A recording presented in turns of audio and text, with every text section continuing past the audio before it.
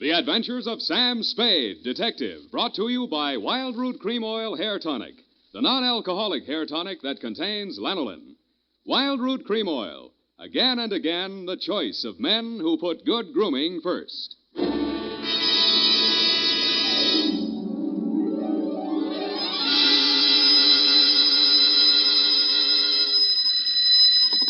Sam Spade Detective Agency. Me, sweetheart. Oh, Sam, I got it.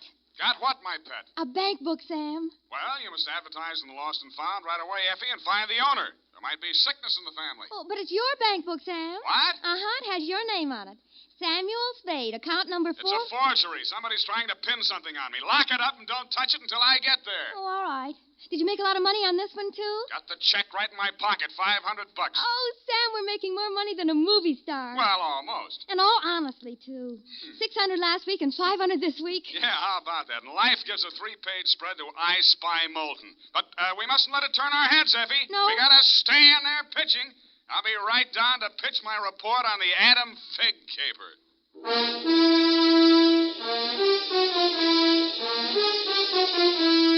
Dashiell Hammett, America's leading detective fiction writer and creator of Sam Spade, the hard-boiled private eye, and William Spier, radio's outstanding producer-director of mystery and crime drama, join their talents to make your hair stand on end with the Adventures of Sam Spade.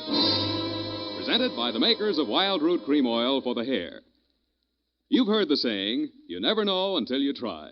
Well, you'll never know how handsome your hair can look until you try Wild Root Cream Oil. See for yourself how neatly and naturally Wild Root Cream Oil grooms your hair. Note how effectively it relieves annoying dryness and removes loose, ugly dandruff. You can get Wild Root Cream Oil Hair Tonic in either the big economy-size bottle or the handy tube. Or you can ask your barber to use it on your hair. But by all means, try it. Don't delay. Get it today. Wild Root Cream Oil. Again and again, the choice of men who put good grooming first. And now, with Howard Duff starring as Spade, Wild Root brings to the air the greatest private detective of them all in The Adventures of Sam Spade.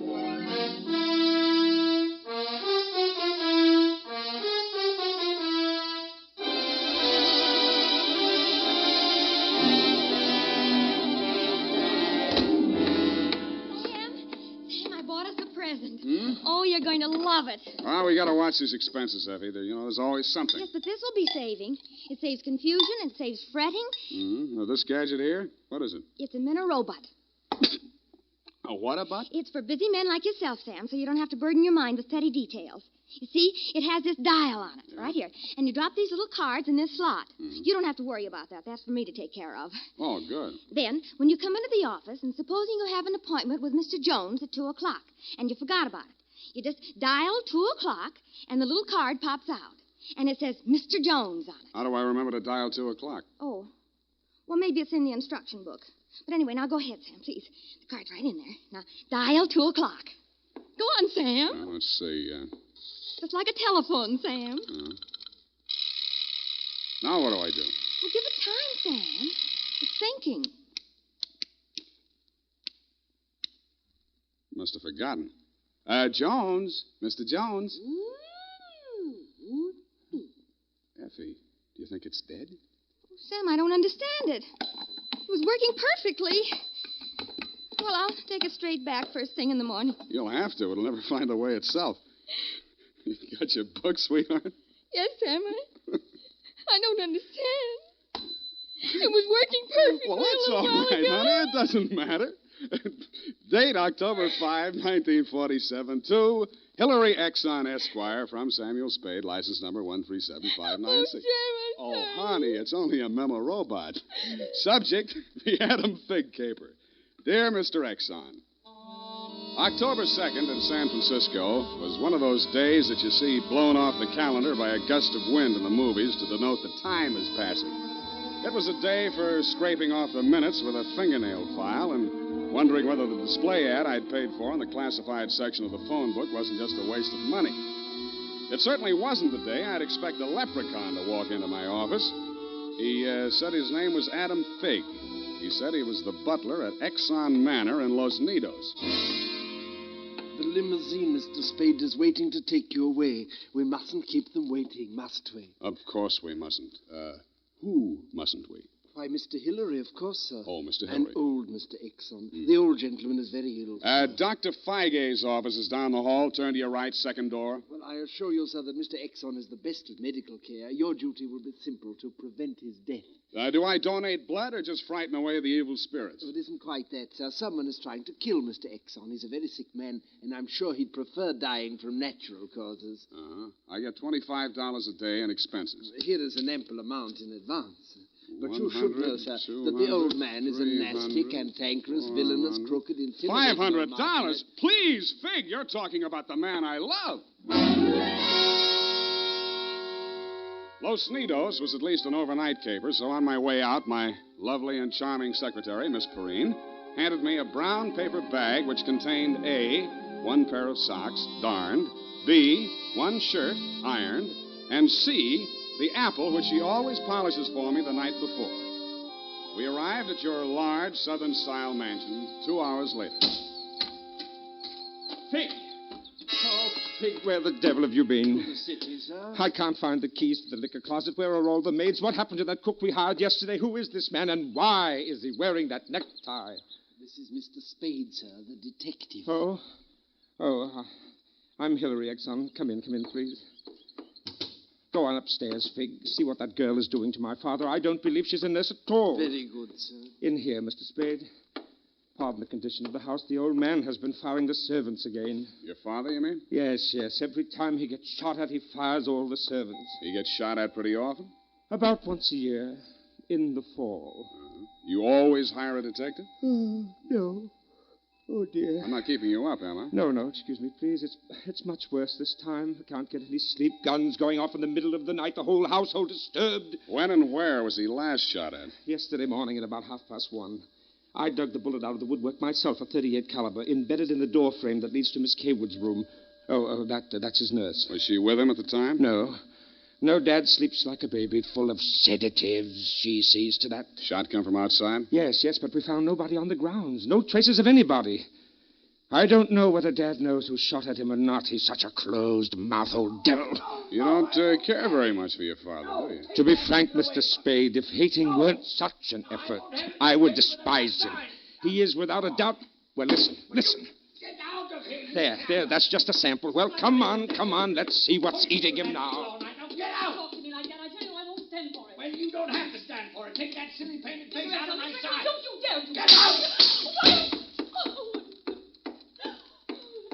I'm quitting. I'm quitting, Mr. Exon. I can't stand it another minute. Yelling, screaming, throwing things at You him. must have done something to set him off. I didn't, I tell you. I didn't. This is Mr. Spade, Miss Kaywood. Oh, a detective? Will it make you happier to know that I'm a private detective, Miss Kaywood? Well, Mr. Spade, I only hope you can prevent a murder. If there's any way at all that I can help, Thanks. I'll see you downstairs after I've talked to the old man. You'd better go in alone, Spade. Oh, Miss Kaywood, do you have a throat spray downstairs? I seem to be congested. Oh, go away. Go away! Go away! Oh, well, wasting ammunition. Who are you? If you're a total stranger, come on in. Well, don't be afraid, son. Come on over where I can look at you. It's hard to keep my eyes open. Oh, I mustn't do that. Oh, so you're the detective, eh? That's right, Pop. If you want to take a little nap or something, I'll come back later. What did I say just now? Come back later? No. There's no reason for you to come back later. I'll say everything I have to say right now. The shot woke me. I didn't see anything. I don't know anything. I've got a million enemies. I can't remember the names of any of them. Why don't you try to remember? I could have them checked. You're wasting your time, Sonny. In my day, I've wiped out 100 men, and I'll outlive anybody who's gunning for me now. You must be proud of your past, huh? Proud? Sonny, a past like mine is the finest thing an old man can have. I've swindled my partners and betrayed my friends. I've turned state's evidence just to see my associate get sent up for 20 years. And they say my wife died under peculiar circumstances, and I got rich off her insurance. Now I'm done talking. Do me a favor, son, please. I've got to get a half hour, 20 minutes sleep alone. You'll keep them out, everybody. Please, will you? Sure, Pop. Go ahead. Go on, sleep. Oh, thank you. Gracias.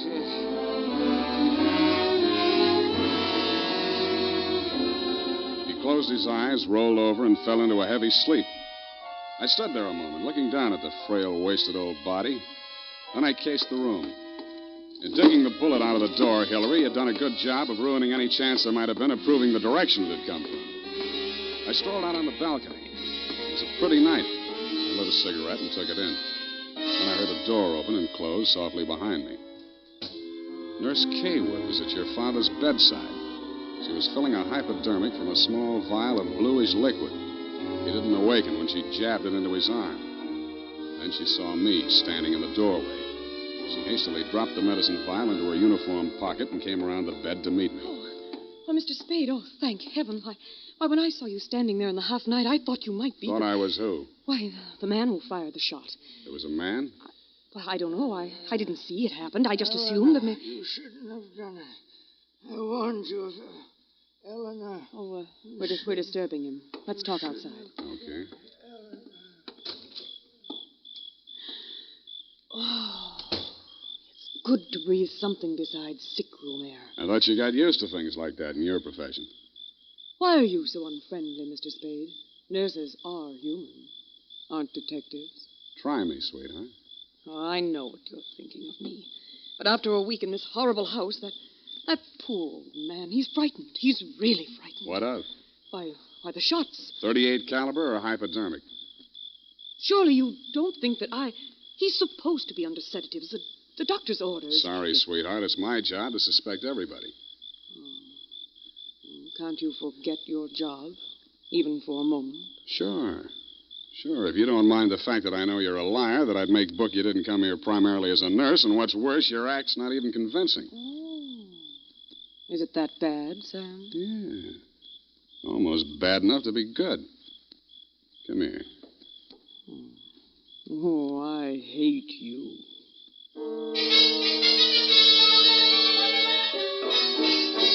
It was a very satisfactory love scene for both of us. For reasons of her own, Barbara wanted to keep me out of that sick room for a while, and she did. For reasons of my own, I wanted to get that medicine vial out of her uniform pocket, and I did. Then, as suddenly as we had fallen into love, we fell out again.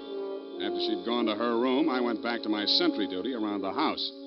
Under a light on the front veranda, I examined the bottle from which Barbara had taken the injection for your father. It was labeled sodium thanatol and had been dispensed by a firm called Ibis Chemicals Limited in Cairo, Egypt. The scream filled the house, high and frenzied. I started running toward Barbara Kaywood's room. I slammed the terrace door open and found the light switch. Barbara was sitting upright in the center of a bed. Her face jerked up so abruptly that it seemed her neck had snapped. She clutched both hands to her chest and fell face down among the bedclothes, staining them with her blood.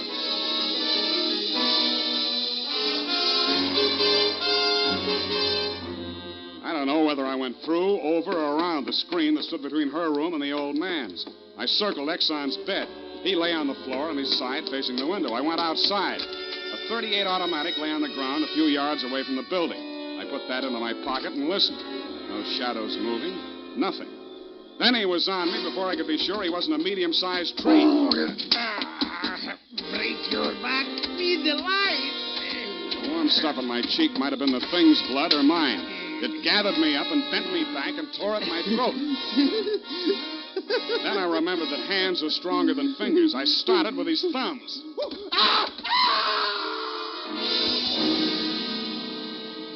He lay there for a moment, then his huge body began to twitch. He was holding his fingers and sobbing like a baby. I pulled him up to his feet, poked him in the back with the flat of my hand. I followed him through an opening in the hedges and down a long, pitch-dark lane toward the lights of a squat brick house set on the top of a slight rise. As we approached it, a door opened and light streamed out onto the porch. The tall man framed in the doorway was the last person in the world I expected to see. Ah, Marcus, you brought him. Oh, master, very delightful service, but have much pain in fingers. Always complaining, Marcus. Welcome, Mr. Spade. Come in, my dear fellow. Come in. I've been expecting you. Family fortune by blackmailing me. And if you don't remit, Exxon could have you booked for forgery, blackmail, definition of character. Oh, my dear fellow, please. This is most painful. But if I had but the original letter, I could destroy it and go back to the felt. Ah, the felt. What happened to it? That Figg, that stinker stole it. He burgled my home. Are you taking pot shots at old Exxon? Well, don't be a fool, man. I want Exxon to stay alive. I must find out some part of his life which will have an exchange value that will cancel out what he has on me. By the way, old thing, you met Miss Kaywood. Mm-hmm. At the present moment, she's milking me for $150 a day. Oh? She's supposed to goad the old man, by whatever means necessary, into talking about his past. And that information she is to bring to me. Well, that ought to be easy. Exxon brags about his past. Now, so far, I've learned that Hilary Exxon stole 2 heifers at a livestock show in Abilene in 1906. I feel for you, Captain. That wouldn't get much on the current market, would it? My dear fellow, I've a proposition to make to you. Should you ferret out anything that would be of value to me, I'll reward you handsomely. Well, maybe something can be arranged, Captain. Good, excellent. May I have your word on that? Well, there isn't much time, Captain. I'd better trot on back. I'll show you to the door, sir. And let me warn you, Mr. Spade, for your own good, should you ever hear the thrum of Ibis wings, run, flee. I assured him that I would heed his warning, bade him good night, and started back down the lane in the direction of Action Manor. Business was going on as usual. There were no shots this time, only the scream. When I got to Barbara's room, you and Adam were standing at her bedside trying to quiet her down. Well, Mr. Spade, is this the way you guard the house against intruders? Where have you been? Ask Adam. What does he mean by that, Figg? I'm sure I don't know, sir. I've not left the house, sir. What happened here? Oh, she woke up screaming. She said someone had come into the room and torn off her bandages. A nightmare, of course. Please, I want to talk to Mr. Spade alone. Oh, please go. Adam, you go too. Please, Hillary, you go too. Good. Some questions I want to ask you, sweetheart, alone. Oh, but look here, Spade, look here. She just had a terrific shock. She shouldn't be questioned. The code of detective transcends that of the medical, Mr. Hillary. Perhaps he should have a few minutes alone with Miss Kaywood. Oh, very well, Figg. I suppose you know best. Remember what the doctor said, Miss Barbara. Not too much exertion. What happened, Barbara? Well, it could have been a dream. Somebody was standing over me in the darkness and peering down at me. And then he started to rip off my bandages, and I screamed. And when Figg came into the room and he turned on the lights, he was gone. It could have been a dream, Sam, and I could have been clawing at the bandages myself in my sleep. But you weren't. It wasn't a dream. I've been talking to Captain Sherry. And then I thought... Oh, well, how much do you know? That you've been feeding the old man truth serum to get him to talk in his sleep. Oh, How much talking has he done? well, plenty. How much you told Sherry? Well, just as little as possible. Why? Because, Sam, if we can keep that old man alive and out of jail long enough to sell what we know to Sherry for what it's really worth, we'd be fools not to do it. What makes you so sure you'll stay alive long enough to collect, sweetheart? Well, because you're going to help me, aren't you, Sam?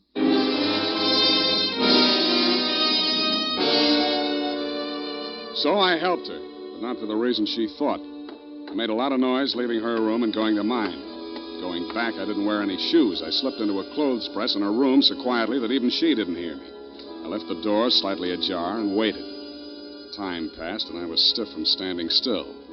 It happened at about 3 a.m.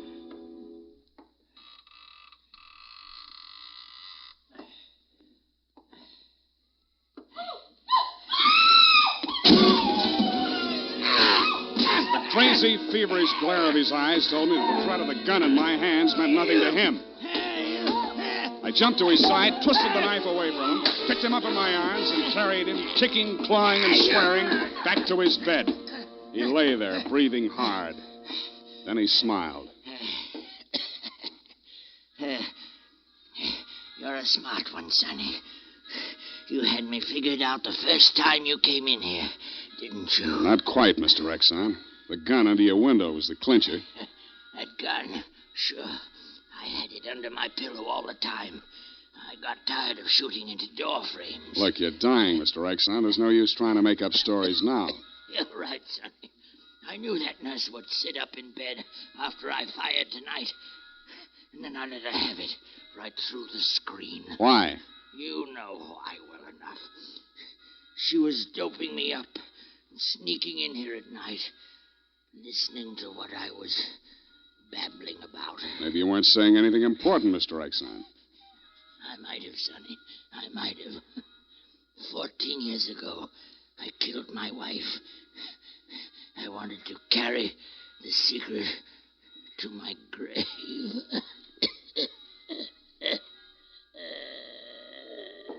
You nearly made it at that. Mr. Spade, what's happened? Is he dead? He's dead. Did he say anything, sir? Did he confess anything? You must tell me if he said anything. I didn't hear him say a word. Well. Yeah, Mr. Spade. Shards with a certain texture, a significant quality. There's a certain smell, yes. Ah, and omen. You can inhale it, sir. Journey thou to Nairobi on the veldt. Tarry 7 days, and you will collect the fabulous golden skull of Wizami, king of the Bojamas. Aha! Marcus! Yes, master. Unhook the hooker. Pack the marmalade. We are off to the veldt.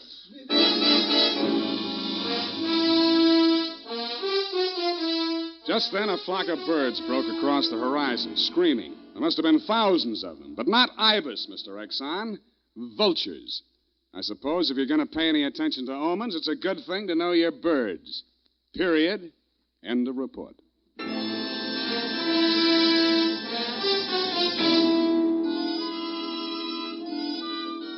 Right now, I have something to say to every man who doesn't use a hair tonic, to every man who says I don't believe in it or I don't need it.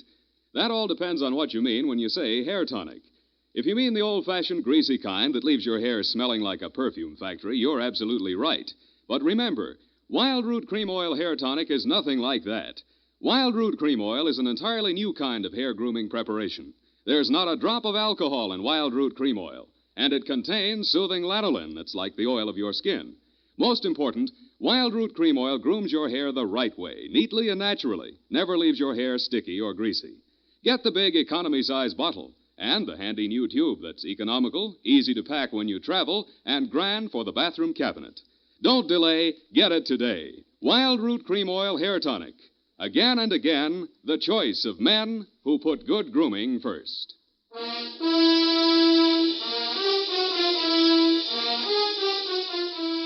Effie, Sam, the memo robot works after all. I told you it would. Yeah, it just takes a little time, sweetheart. Oh, read the card, Sam. Now, you see? You'd know you were supposed to see Mr. Jones at 2 o'clock. Isn't it wonderful? Well, this card doesn't even mention Jones. Huh? What does it say, Sam? Well, it says, journey thou to Friskin's drugstore, wager $5 on Ira W. in the 3rd at Belmont Park. Oh, Sam, it's psychic. Tarry but a moment. Yes? Thou wilt lose $5. Oh. Good night, Sam. Good night, sweetheart.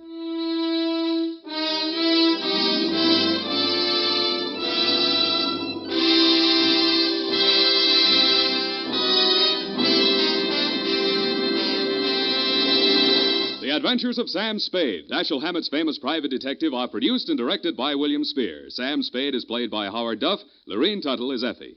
The Adventures of Sam Spade are written for radio by Bob Tallman and Gil Dowd, with musical direction by Lud Gluskin. This is Dick Joy, reminding you that next Sunday, author Dashiell Hammett and producer William Spier join forces for another adventure with Sam Spade, brought to you by Wild Root Cream Oil. Again and again, the choice of men who put good grooming first.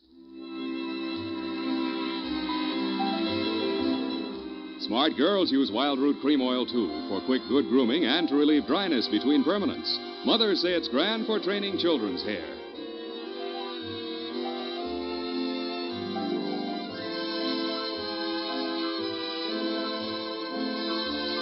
This is CBS, the Columbia Broadcasting System.